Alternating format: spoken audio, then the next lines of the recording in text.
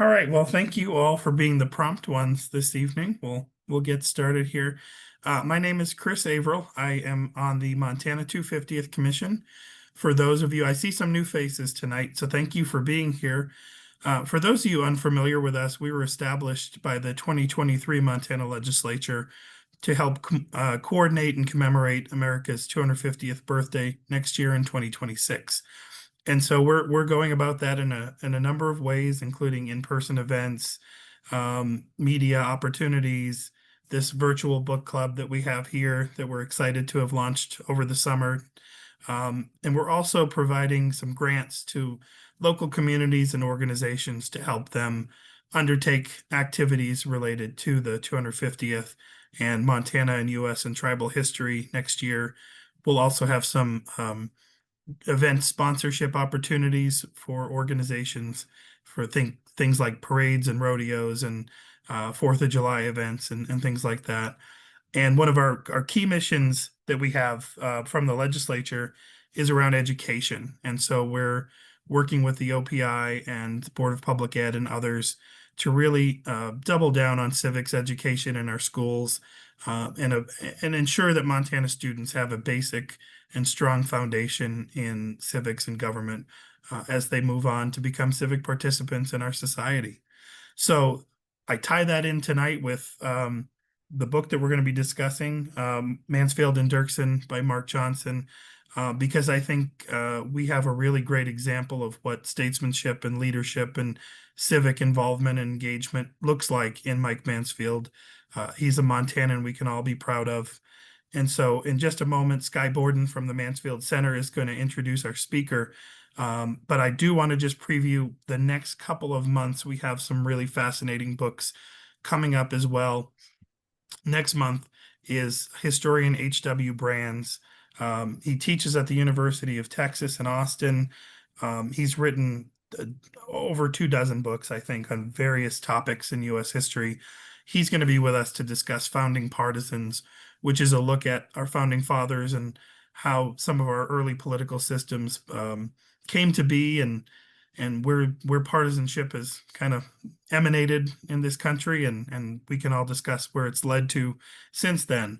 But that's going to be a really fascinating. We have Mr. Brands joining us, and then in December we have a wonderful book called The Boston Massacre: A Family History, and the author of that book is Serena Zabin, excuse me. She works closely with one of our commission members, Emily Arendt, who's a professor at University of MSUB Billings. And so those are our next 2 months. We welcome you to join us for any and all. We're going to go through at least half of next year, and if there's still excitement, I think we'll finish out the year of 2026 with our monthly book clubs. So thank you all for joining us. Thanks for being here. This is being recorded so that we can look back on this and hopefully those who couldn't join us live can view it later. But I'm going to turn it over to Sky Borden from the Mansfield Center at the University of Montana to introduce our guest.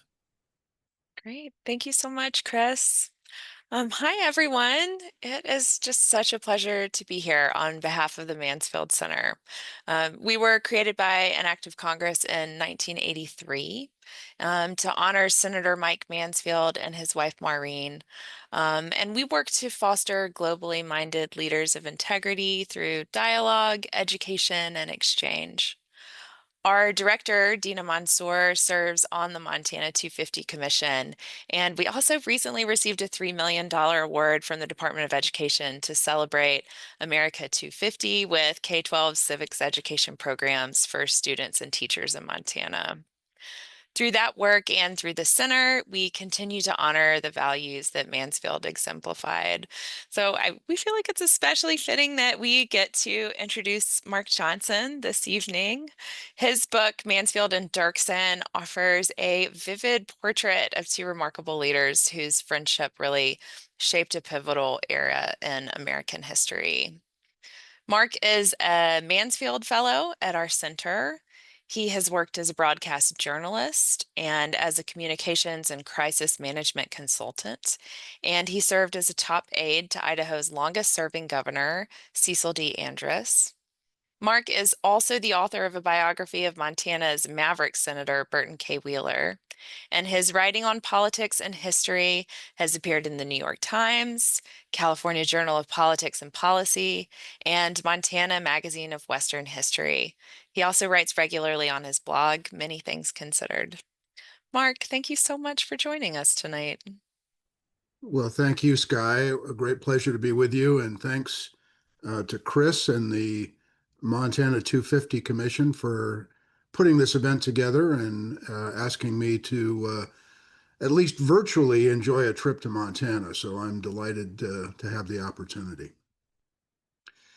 What I would propose, Sky, is making just some introductory comments about Senator Mansfield's career and then maybe focus a little bit on the story that I tried to tell in the book Mansfield and Dirksen about the relationship between the Democratic leader Mike Mansfield of Montana and the Republican leader Everett Dirksen of Illinois during the turbulent, newsworthy era of the 1960s.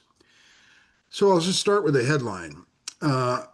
I certainly believe that Mike Mansfield was among the greatest and most accomplished senators in the history of the United States Senate, the 250-year history of the Senate. There have been lots of famous senators over those many, many decades.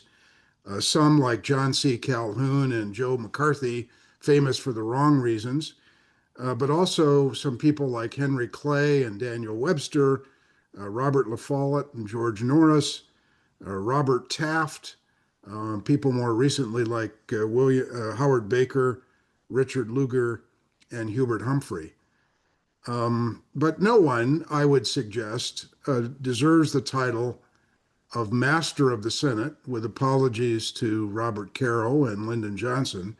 No one deserves that term applied to their career more than Mike Mansfield. He was great both in terms of his accomplishments in the political arena, but also unique, I think, in the quality of leadership that he brought to the Senate during his 16 consecutive years as Senate Majority Leader. So a little bit more about the accomplishments in just a minute. Let me just give you a thumbnail overview of Mansfield's life before he entered politics. He was born in New York City in 1903 into a very modest economic circumstance. His father was basically a day laborer, his mother, a stay-at-home mom, and she died when he was quite young. And Mike's father was injured in a workplace accident, suffered a very serious fall, and was badly injured. And long story short, he was not in a position without a wife to take care of this young guy. So he was packed off to Great Falls, Montana to live with relatives, whereby even his own account later in life, he had a pretty tumultuous upbringing. Got in a little bit of trouble, dropped out of high school, and through a variety of circumstances, wound up back in New York City in early 1918. He's barely 15 years old. He got a copy of his birth certificate from the local Catholic church where he had been baptized, and he basically fabricated his birth date in order to enlist in the United States Navy, just as the United States was becoming deeply involved in the First World War.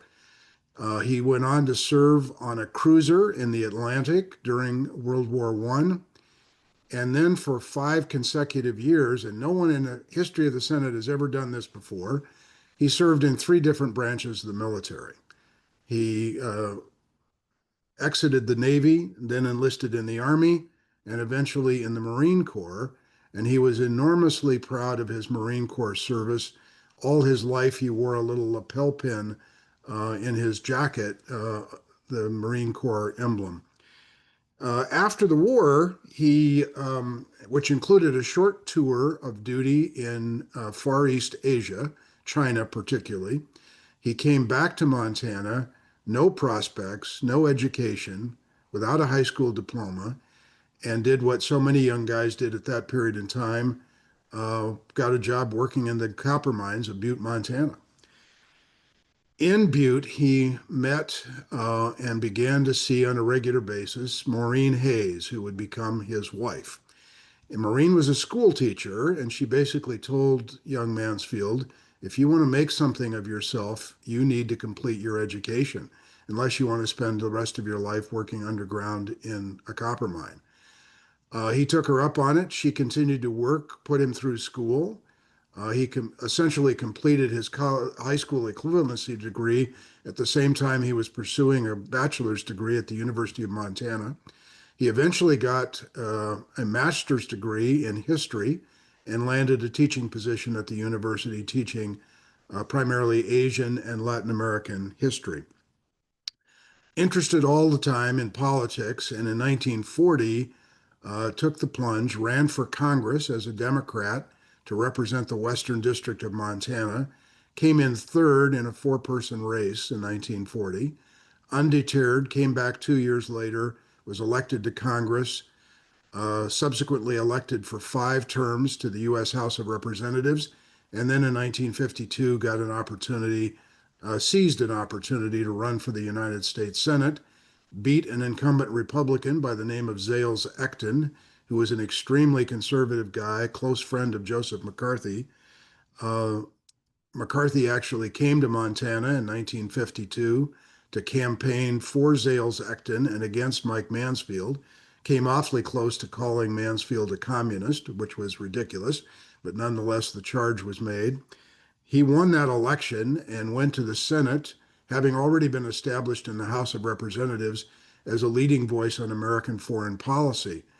And quickly in the Senate, by happenstance or good luck, he wound up sitting in the same row in side by side with another young senator from Massachusetts by the name of John F. Kennedy. They had a lot in common, not anything economically in common. The Kennedy fortune, not quite like the Mansfield economic security, but they were Irish Catholics, shared an abiding faith in the Democratic Party, and both wanted to make a name for themselves in the Senate. He got appointed almost immediately to the Senate Foreign Relations Committee, where Lyndon Johnson, who was the Democratic leader at the time, saw in Mansfield a real up-and-comer and somebody, frankly, that Johnson, always calculating the angles, believed Mansfield would be very useful to him as a bridge between the different factions in the Democratic Party in the Senate at that time. And there were real defined factions in the Democratic caucus in the Senate. Southern segregationist senators, very conservative. Northern liberals, people like Paul Douglas from Illinois and Humphrey from Minnesota, and these more independent Westerners like Mansfield. And Mike served as a kind of a conduit between all those factions and became Lyndon Johnson's whip, his deputy leader. And obviously did a lot of work on the Foreign Relations Committee. By 1960, Mansfield had earned a reputation that I think continued to define him for the rest of his life in Congress and out, a reputation for genuine personal decency, sort of unflinching candor in his dealings with his colleagues, a deference to other senators, believing that every senator had a right to be heard and to participate in the debate and the discussion about legislation. And those kinds of characteristics defined him over the course of his political career. He also began to talk a lot about the need for what the word he used was restraint in politics.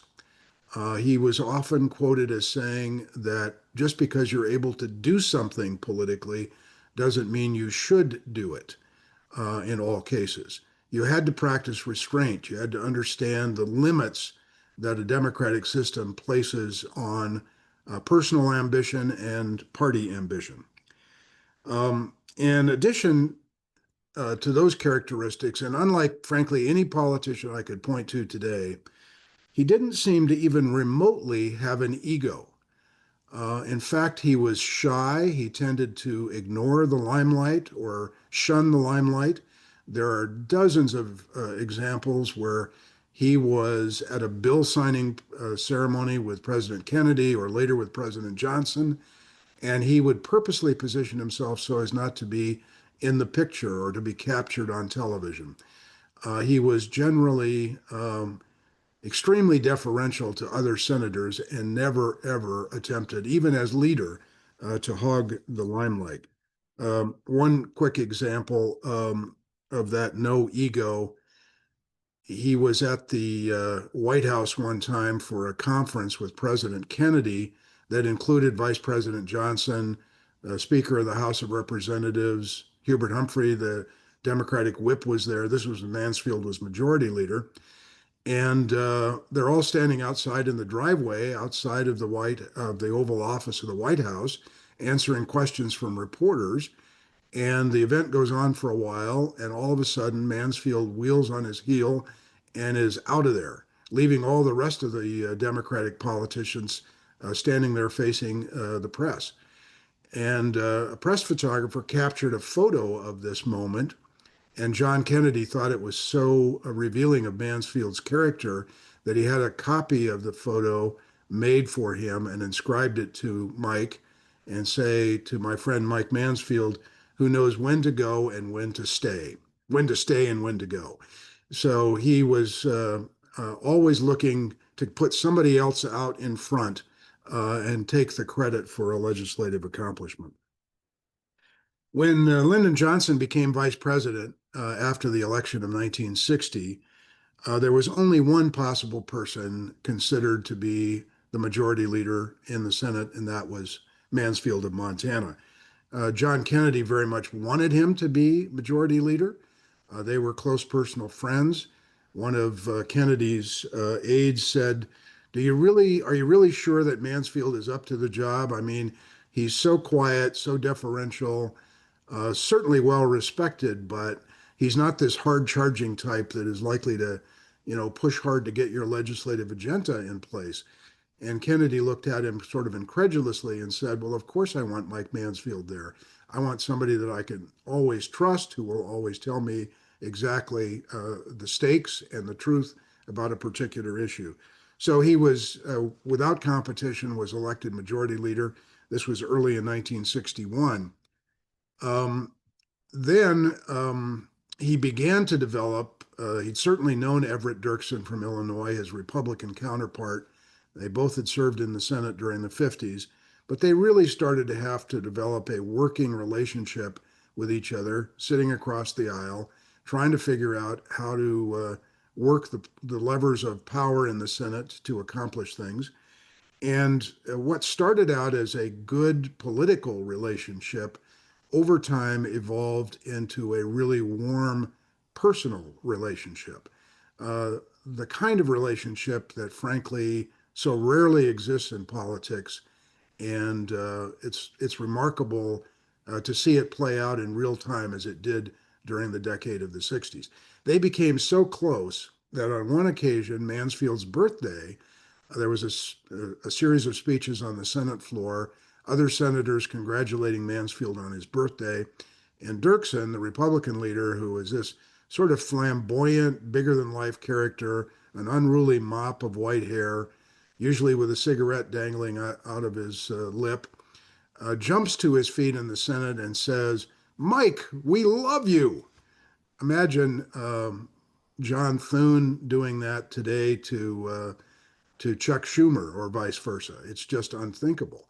So these guys developed a really close personal and political relationship that I think was based mostly on Dirksen coming to believe that he never had to worry about Mansfield trying to pull a fast one on him, that he didn't have to worry about some parliamentary trick that Mansfield would try to engineer in order to get his way on a piece of legislation.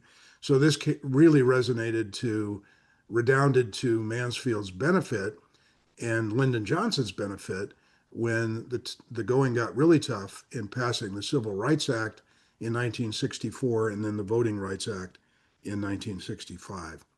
I'll say just a word about that, and maybe you'll have some questions later, because The Voting Rights Act, particularly, Civil Rights Act too, but Voting Rights Act is back in the news now. Supreme Court's about to take up another case that most Supreme Court watchers believe will further reduce the effectiveness of the Voting Rights Act, which Mansfield considered the greatest accomplishment of his political career, the passage of that legislation in 1965. So just to set the stage briefly for what the Senate was like in 1964, obviously Johnson becomes president on the death of President Kennedy in November of 63, and he is determined that he is going, as he says to his aides, I'm going to out Kennedy when it comes to civil rights. He is determined to pass a civil rights bill that is really meaningful. And in order to do that, Mansfield knows that he must overcome the Senate filibuster. And in those days, before the most recent rule change, it required 67 votes in the Senate, a supermajority, a real supermajority, in order to cut off debate and actually let a vote take place on a particular piece of legislation. So the Senate is in a position, because of the divisions in the Democratic Party with these Southern segregationists, a block of about 12 or 15 Southern Democrats who are absolutely committed in opposition to a Civil Rights Act, that Mansfield knows he has to have Republican votes in order to try to pass the priority of a Democratic president. And through his working relationship with Dirksen and the long slog through the summer of 1964, they debated every sentence of that bill. The filibuster drug on for something like 180 days, still longest filibuster in Senate history. And at the end of the day, and the end of that road, Dirksen produced the Republican votes needed to pass the Civil Rights Act. And he gets great credit for that and deserves great credit for that.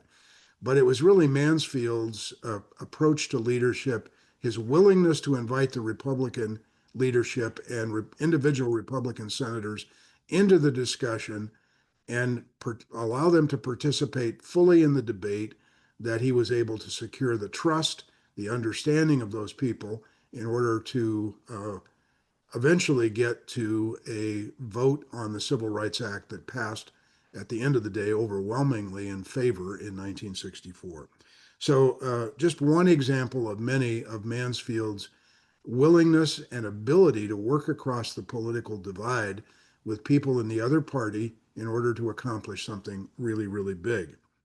So after Johnson is reelected in 1964, I tell the story in the book briefly about Mansfield was actually briefly considered for the vice presidential nomination, something he did not want, and he let Lyndon Johnson know in no uncertain terms that he was not interested in being vice president. He wanted to stay in the Senate. But he worked diligently to pass Lyndon Johnson's legislative agenda, which, of course, in 65 included the Voting Rights Act, precipitated in no small part by the attempt by Martin Luther King Jr. and John Lewis and other leaders of the Black civil rights movement in the South to march in a voting rights demonstration from Selma to Montgomery, Alabama in early 1965. And that, of course, resulted in Alabama National Guardsmen attacking those protesters or marchers, peaceful marchers, beating John Lewis severely. And it galvanized the country and it galvanized the Senate into action on a piece of voting rights legislation. And without being too partisan, I'll say that I think it is a national tragedy that the Voting Rights Act has been gutted to the extent it has been gutted over the last decade or so, and is likely to continue to be eviscerated by the current session of the Supreme Court. It's an absolutely essential piece of legislation that Mansfield considered the most important thing he had done in his career. So also during this period of the 60s, with these Republican and Democratic coalitions working together, we created Medicare and Medicaid, for the first time, aid to elementary and secondary education, the Wilderness Act, public broadcasting, the Arts and Humanities Foundations. many things that modern conservative movement apparently is intent on destroying now, but nonetheless, it was fundamental for many, many years to sort of the structure of the federal government. Later in Mansfield's career, in the 70s particularly, with a Republican in the White House, he continued to work closely with Richard Nixon, particularly on matters of foreign policy, but was really maybe radicalized is too strong of a word, but he was very incensed by the Watergate caper and determined, particularly after President Nixon fired the special counsel in the infamous Saturday Night Massacre, and in an attempt to forestall a grand jury investigation of the Watergate break-in and those who had been responsible for it, Mansfield was genuinely outraged by that, believed that the Senate must investigate what had happened with Watergate, and he served in a pivotal role of creating the Watergate Committee, of course, famously chaired by Senator Sam Ervin of North Carolina, that produced so much testimony of White House aides, including the revelation of the fact that the White House had a tape recording system that had captured all of President Nixon's Oval Office and elsewhere conversations with his aides that ultimately proved to be the proverbial smoking gun that caused Nixon's resignation before he could be impeached and convicted by the Senate. So Mansfield created the Watergate Committee with cooperation from his Republican counterpart at that time, Hugh Scott. Senator Dirksen had died in 1969, and Hugh Scott from Pennsylvania became the Republican leader, and Mansfield developed a really close working relationship with him as well. And then in 1975, near the end of Mansfield's tenure in the Senate, he supported the effort that resulted in Idaho Senator Frank Church investigating the intelligence communities, the so-called Church Committee investigation, which laid bare some of the many excesses of the intelligence community, particularly the Central Intelligence Agency, and provided the framework that still exists today for congressional oversight, if they're willing to do it, of the intelligence committee of the intelligence agencies by the Senate. So I want to just end my comments here before we open up for questions. In 1963, Mansfield had been majority leader for a couple of years, and John Kennedy's legislative agenda had largely been stalled in the Senate. And there was a growing amount of criticism of Mansfield's leadership style. He wasn't aggressive enough. He wasn't, twisting arms and making enough deals. And he listened to this criticism with a certain amount of good-naturedness for a while, and then finally determined that he needed to speak to the questions about his political leadership of the Senate. And he prepared a speech that he planned to deliver on Friday afternoon, November 22nd, 1963, the day that President Kennedy was assassinated in Dallas. It turns out that he never gave that speech in the Senate. It was printed in the Congressional Record, but it's a speech about his views about Senate and political leadership. He came back to the Senate in the late 1990s at the invitation of the then Democratic leader and Republican leader to deliver that speech in the old Senate chamber. And I want to just read a couple of lines from it because it so captures for me the approach that Mike Mansfield had to political leadership. He said, and he's speaking to the criticism of his leadership style, basically. He says, so long as I have this responsibility, it will be discharged to the best of my ability by me as I am. I would not, even if I could, presume to a tough-mindedness, which all due respect for those who use this cliche, I have always had difficulty in distinguishing from soft-headedness or simple-mindedness.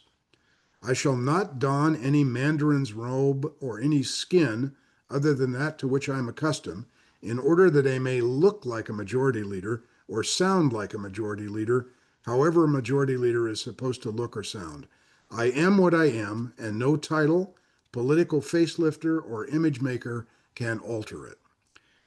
And then he said, finally, within this body, and this is his reverence for the Senate. Mansfield often said he had three great loves in his life: Maureen, his wife, Montana, and the Senate. And he thought the Senate had a uniquely important role in our federal system. So he said, and finally, within this body, I believe that every member ought to be equal in fact, no less than in theory, that they have a primary responsibility to the people whom they represent to face the legislative issues of the nation.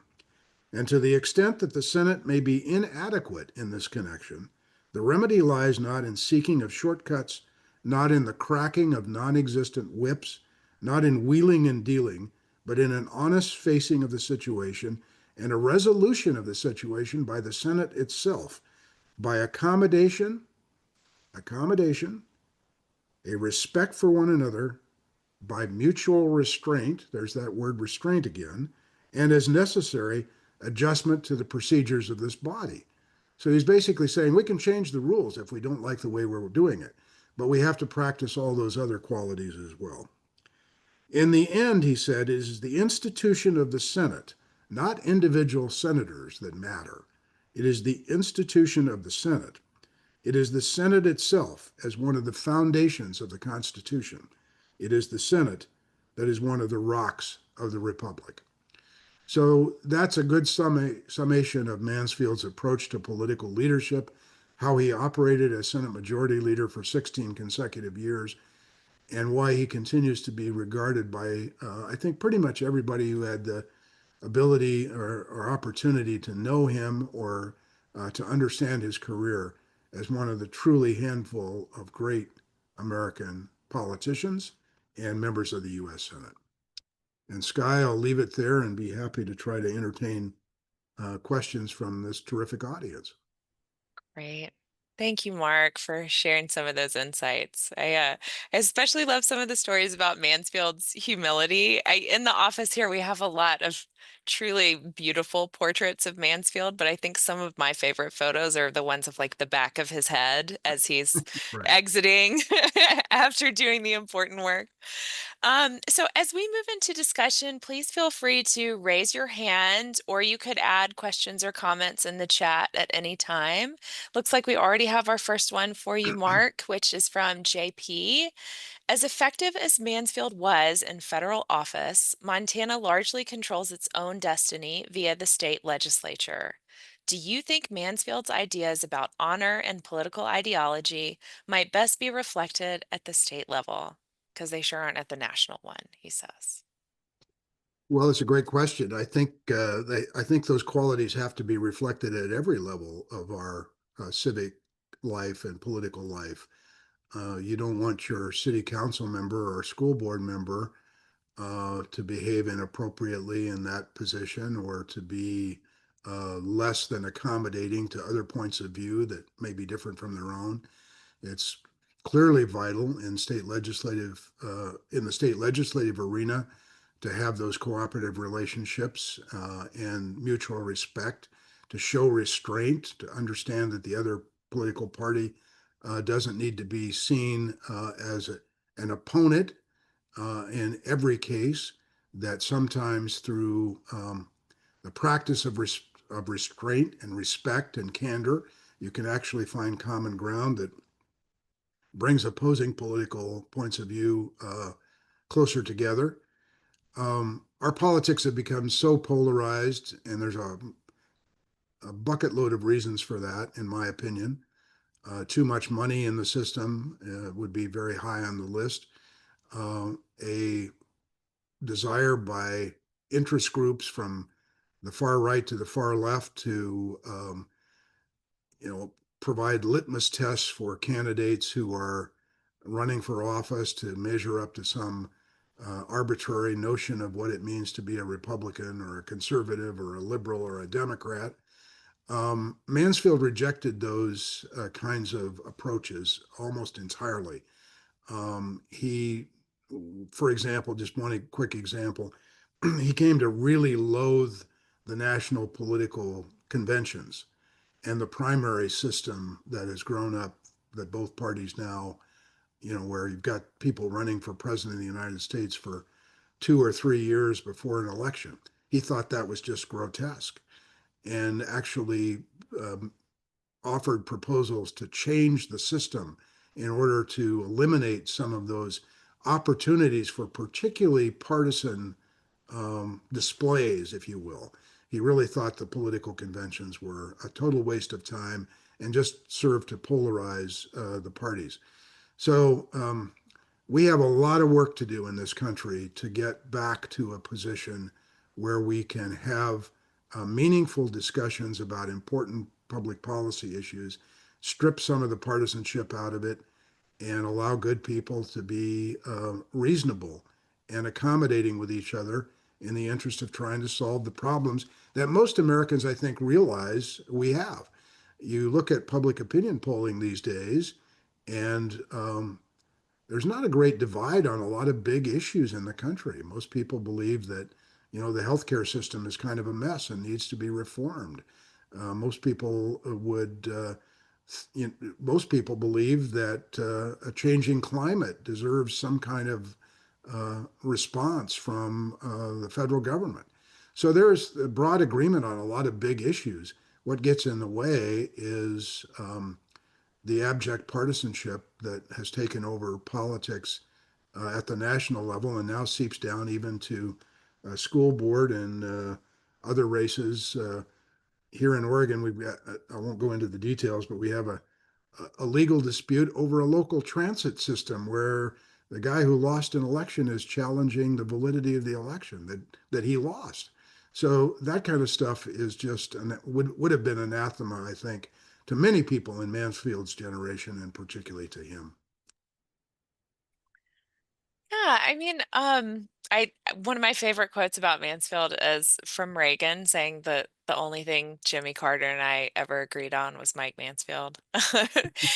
Mansfield served under a lot of different presidential administrations, and he certainly navigated some tense relationships with a lot of mutual respect. Can you share a little bit about some of the sort of standout moments in his relationships with different presidents, and Sure. some of the more tense moments? You already mentioned Watergate, but beyond that. Yeah, he had a standing practice during his time as majority leader during the presidencies of Kennedy, Johnson, Nixon, and Gerald Ford, ultimately, that he would make himself available to the president anytime the president wanted for breakfast or lunch on a regular basis, where just he and the president would sit down and discuss issues. You mentioned Reagan. When Mansfield retired from the Senate in 1977, almost immediately President Carter appointed him to be U.S. ambassador to Japan. And then at the end of Carter's term, Ronald Reagan becomes president. He keeps Mansfield on in that position, knowing how respected he was in Japan as well as in the United States, in the Senate particularly. And he served through the entire Reagan administration as U.S. ambassador. So he's the longest serving majority leader in history, but he's also the longest serving U.S. ambassador to Japan under presidents of both political parties. So one of my favorite stories is about John Kennedy and how close they had become. But Mansfield became a real sounding board for Kennedy on American involvement in Vietnam. Over the course of Mansfield's career, he probably went to Southeast Asia a dozen times or more on fact finding trips. Today, he'd probably be criticized for taking these junkets, but they were anything but junkets. He went on very demanding working trips where he met not just with the embassy officials that wanted to brief him from their perspective on what was going on, but he met with local folks and people, and particularly in the Vietnam era, had a desire to meet with reporters who were covering the war. So there's one famous occasion where he met with David Halberstam, Peter Arnett, Neil Sheehan, some famous reporters who had covered the Vietnam War. And he was more interested in hearing their perspective than the perspective of the embassy briefers. So anyway, he comes back from this trip early in 1962 and reports to Kennedy on what he has found in Vietnam, and that basically he says, this is a dead end. It's not going to end well for the United States. We need to start figuring out an exit strategy. Kennedy initially is very upset with this report, and he takes it from his written report, takes it from Mansfield, studies it for a couple of days, tells one of his aides, the thing that makes me so upset about Mike's report is he's so darn right about everything. So he had the ability to speak truth to power, if you will, in a way that continued to ensure respect from the powerful person, and at the same time convey, very serious thoughts about many things. So he had a good working relationship with President Eisenhower, and certainly had a good working relationship up to the point of Watergate with Richard Nixon. Yeah. We have a comment and a question in the chat. Jem says, I believe your book, Tuesday Night Massacre, marks a point when our political process started its decline. Winning became more important than principle. We also have a question from Molly, which is, did the relationship between Mansfield and Dirksen work because Mansfield eschewed the spotlight while Dirksen craved it? Is there anything is there anyone serving today who's willing to share credit in the same way? Well, Molly puts her finger on a key element there. Um, Mansfield would probably reject what I'm about to say, but I think he was a great student of sort of human behavior.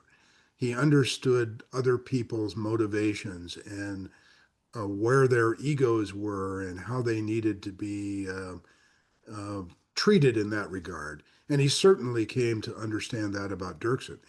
So Dirksen, as I mentioned earlier, very flamboyant guy, loved the spotlight, loved to meet with reporters and, go on at great length with his view on what was going on in the world.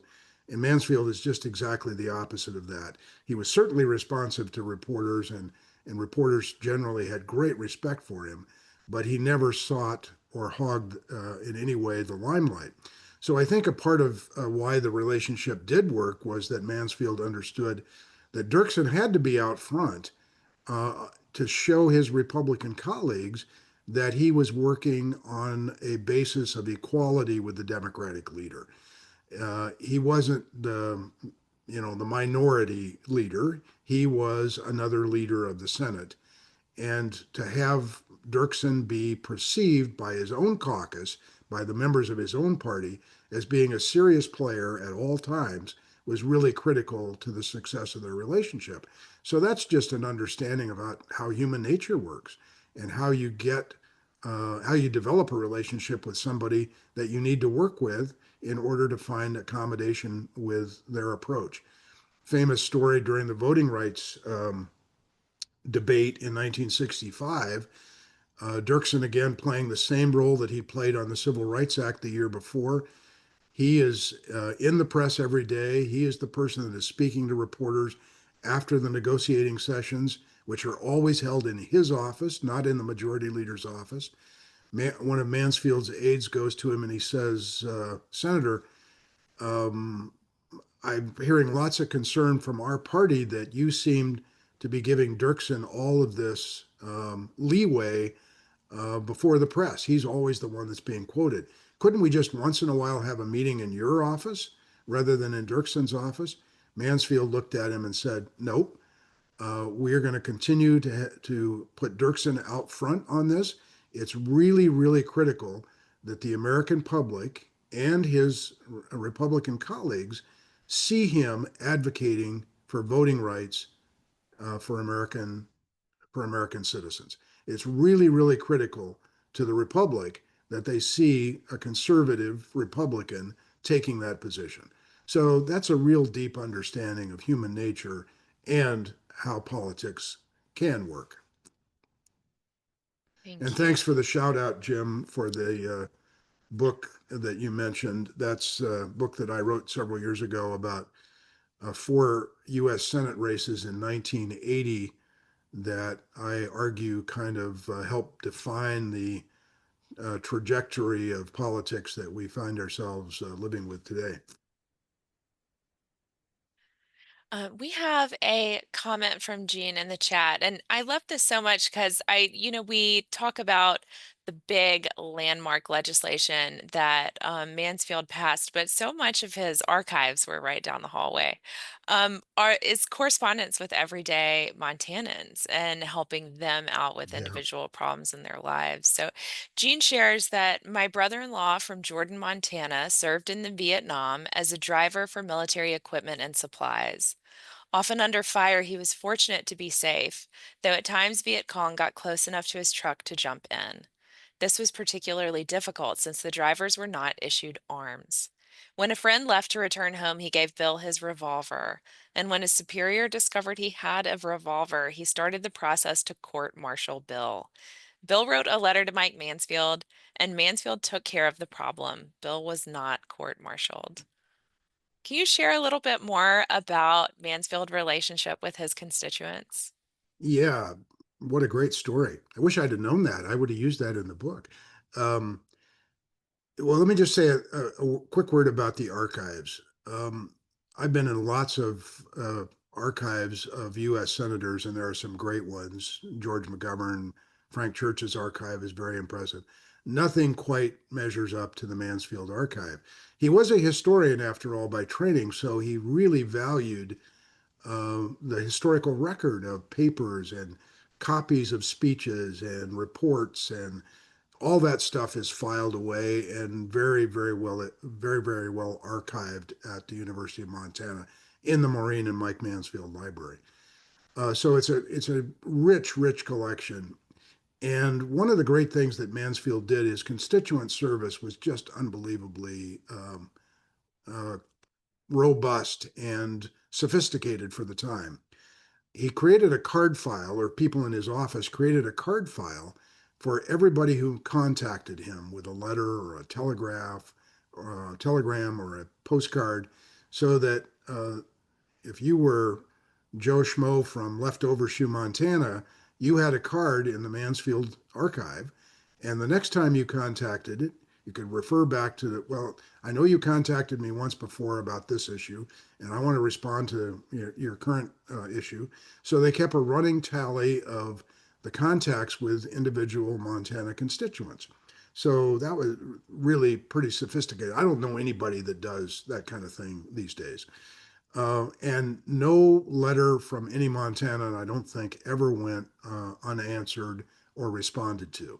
And every single day, I think he was dealing with the kinds of issues that Gene mentioned, where he was dealing with somebody's concern about a Social Security matter, or the VA hospital in Miles City, or whatever the issue might be.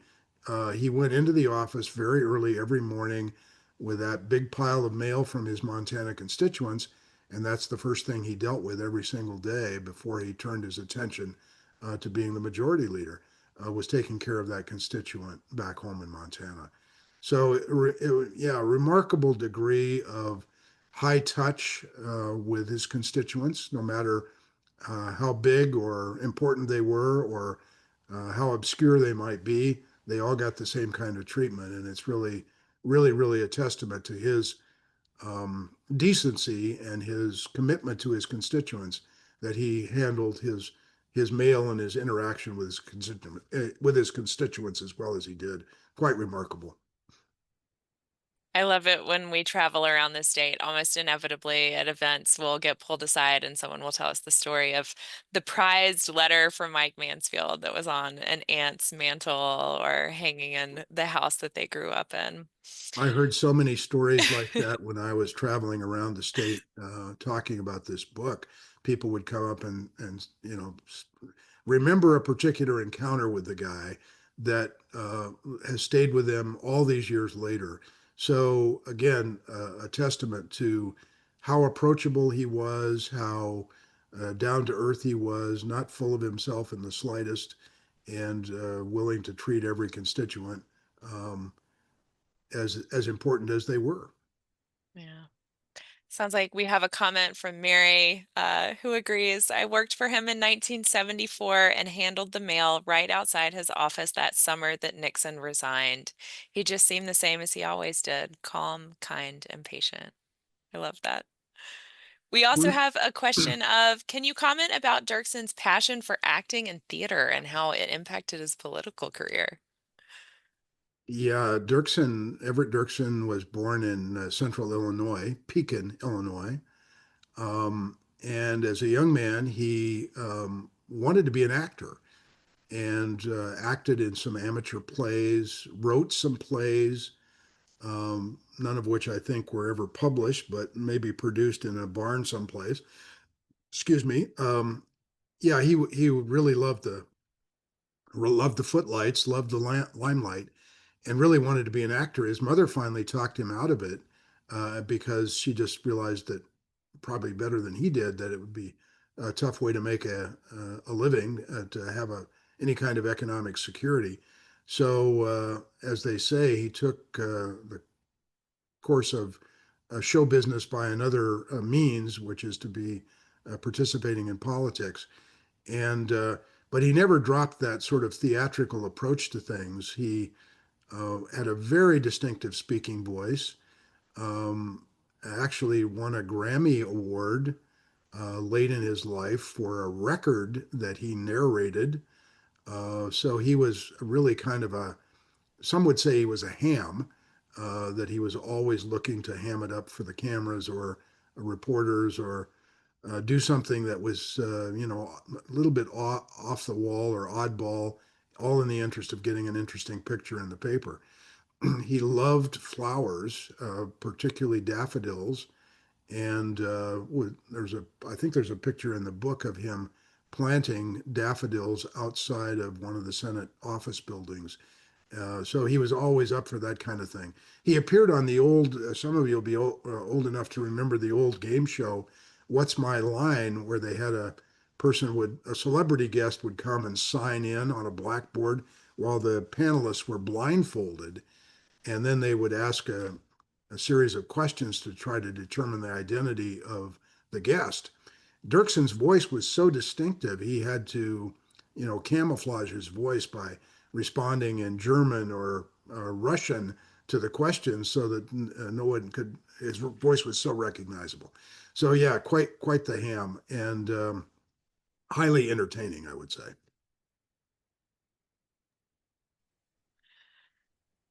Oh, was that a hand raise? Okay, just wanted to check. Mark, I have a question for you. As in this political moment that we're in, when you look at Mansfield's life and his career, what do you think stands out as sort of his most enduring legacy, either, in Montana specifically or in sort of the larger American story? Well, it's hard to pick one or even two or three specifics, but I think he set the gold standard for political leadership in a divided partisan environment. And he did it the old fashioned way by treating people with absolute respect, understanding their point of view, trying to understand their point of view, being willing to invite them into the discussions and just present himself in the same way that all of us would like to interact with people in our lives, with respect, with dignity, with an understanding of their point of view. Um, yeah, so I think that more than anything kind of defines his approach to his entire political career. um, I would say also that some of this legislation that passed in the 1960s that required the enormous cooperation of the Republican leader Dirksen is pretty enduring. I'm old enough now to be on Medicare. And that wasn't created until what, 1965 or 66. Um, the Civil Rights Act, the Voting Rights Act, the Wilderness Act, all of those things have Mike Mansfield's fingerprints all over them, and were important not just to the nation, but maybe in some cases very, very important to Montana. From the Montana perspective, you probably would be hard pressed to point at one particular thing that Mansfield did that has an enduring legacy in Montana. But again, he had his fingerprints on Malmstrom Air Force Base in Great Falls, water projects, the Hungry Horse Dam in northwestern Montana. So many, many examples where he waded into a local issue to provide political leadership and, in some cases, to secure financing for those projects in the interest of improving life in Montana. And he often said, and he said in that speech that I quoted from earlier in 1963, that he'd already reached the highest rung on the political ladder that he ever aspired to, which was to be the senator from Montana. And he had no aspirations beyond that. So he clearly was very, very focused on the well-being of his constituents and understood that a United States senator, positioned as well as he was really able to do things within a lasting impact for Montana and Montanans. Can I tell just one quick story before we quit that I still get a little touched by when I think about it after these few years of talking about Mansfield? In the archives at the University of Montana Library are an exchange of letters over years between Senator Mansfield and Maureen and Jacqueline Kennedy, particularly after President Kennedy's assassination. Jacqueline Kennedy understood how close Mansfield had been to her husband and how important Kennedy thought Mansfield was as a friend and a political associate.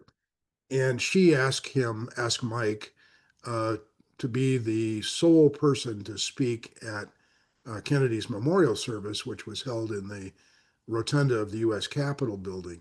And the exchange of letters after that event and in subsequent years really is touching, beyond touching, very poignant.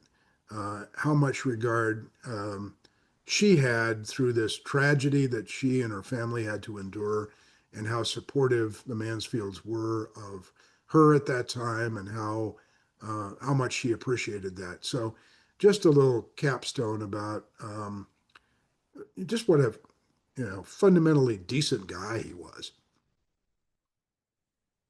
That's a good way to end the night. Mark, thank you so much for sharing your time with us. We really appreciate it. It's been a pleasure to hear a little bit more about your work and about the Mansfield legacy. And Thank I you, want to Sky. yeah, thank you to everyone else who joined us for the conversation. Really appreciate your interest and your engagement as well. I want, as a reminder, to remind you that our next discussion is going to be Thursday, November 13th. From 6:30 to 7:30, featuring founding partisans, Hamilton, Madison, Jefferson, Adams, and the brawling birth of American politics with H.W. Brands. And then on December 11th, from 6:30 to 7:30, we're going to welcome historian Serena Zabin, author of The Boston Massacre, A Family History.